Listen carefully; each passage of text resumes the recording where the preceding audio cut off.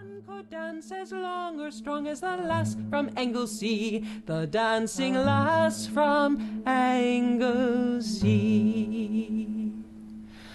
I wish that it were in modern times, a battle could be fought, and yet none would be killed. The champion would be chosen by dancers' skill, and not by the measure of most blood spilled.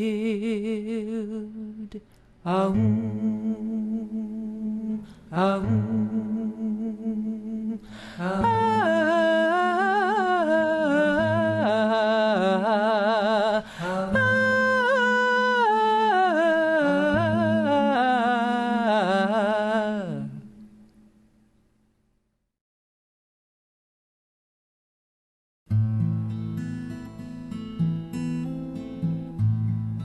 Words like feathers fly in the wind,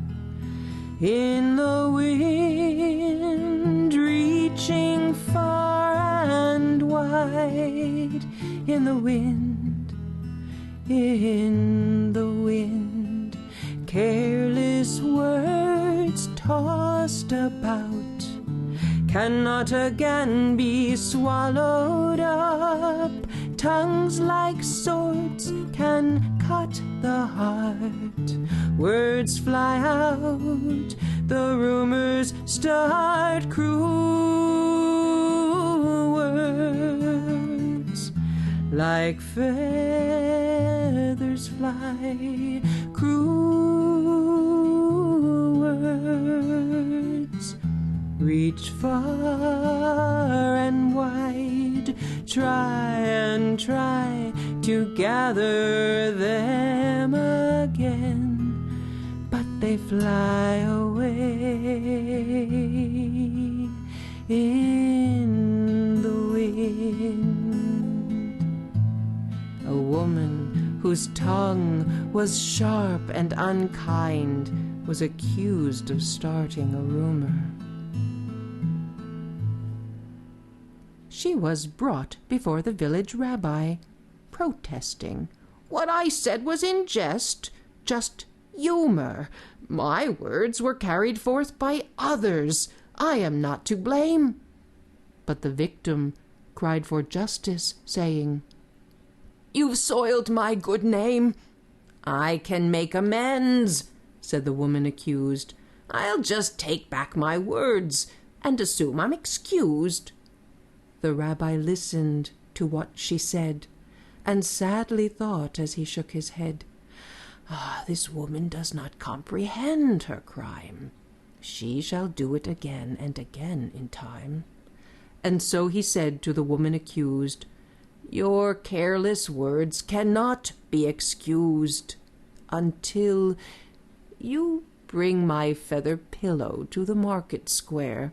Cut it and let the feathers fly through the air.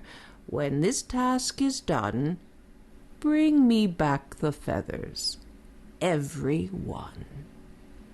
The woman reluctantly agreed. She thought, "The wise old rabbi has gone mad indeed."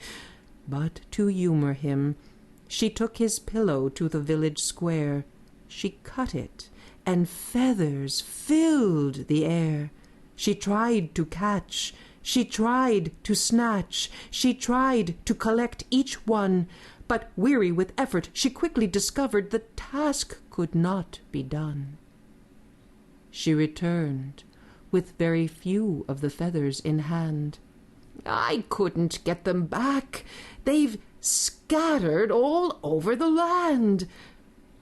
"I suppose," she sighed as she lowered her head, "like the words I can't take back from the rumor I spread. Cruel words like feathers fly. Cruel words reach far far and wide, they leave the mouth a bitter rind. May all your words, my friend, be kind.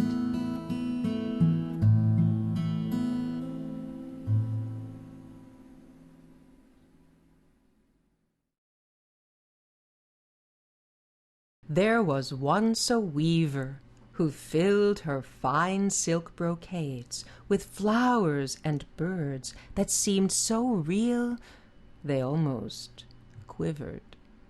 She and her 3 sons never went hungry, for when she brought her wares to the marketplace, everyone would gasp at their beauty and grasp for their purses.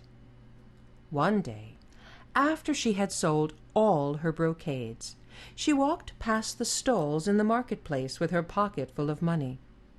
Her eye was suddenly caught by a small painting, half hidden behind other wares. She picked up the painting to admire it more closely. Her eyes traveled over the tiny image of a fine white house surrounded by fields of red flowers. A crystal pool shimmered in the sunlight beside the house, and the dancing fish seemed so lifelike they almost moved. A lazy river wound its way about the edges of the field. Cattle and sheep grazed peacefully. She could almost feel the painting's warm sunlight on her face. Oh, how she longed to be in such a place. Without considering for even a moment, she reached into her pocket and spent all of her hard-earned money on the precious painting. Smiling, she set off for home with the treasure pressed to her heart under her jacket. Her 3 sons greeted her when she arrived at her humble thatched cottage at the foot of the mountains. "How was your luck today, mother?" inquired the eldest. "I had great luck," she answered with a grin. "Then have you brought us special foods to eat?" asked the second, licking his lips at the thought of expensive sweets. "I have brought you a feast for your eyes," she said, drawing forth the tiny painting from her jacket. Her 2 older sons grumbled their disappointment, but her youngest, delighting in his mother's pleasure, gazed at the painting and said, "It is an exquisite picture. Oh, if we could only live in such a place." The weaver sighed. Her 2 older sons muttered, "Stop dreaming. We could never afford to live in such a place." Her youngest son saw the shadow of sadness pass over the weaver's face. He said, "Mother, make a brocade that looks like this painting. While you work, it will be as though you are there beside the shimmering pond." The weaver set about instantly to weave the image of the tiny painting. She immersed herself in the image, and so great was her joy that she worked without stopping. She used the finest threads of silver and gold. She wove all day, each day, and at night she burned pine branches to make enough light to weave longer. She wove only this picture, and soon had nothing to take to market. "Make something that you can quickly sell at the market, or we will have to cut firewood to earn some money," complained the 2 older brothers. "You are wasting too much time on this brocade." But the weaver could not stop her wonderful brocade. The youngest son calmed his 2 brothers and said, "Do not fret. I will cut the wood we need so that Mother can finish her brocade." The weaver wove for 1 year without stopping, and her eyes began to water as she worked. She wove her tears into the crystal waters of the pond. After another year, her eyes began to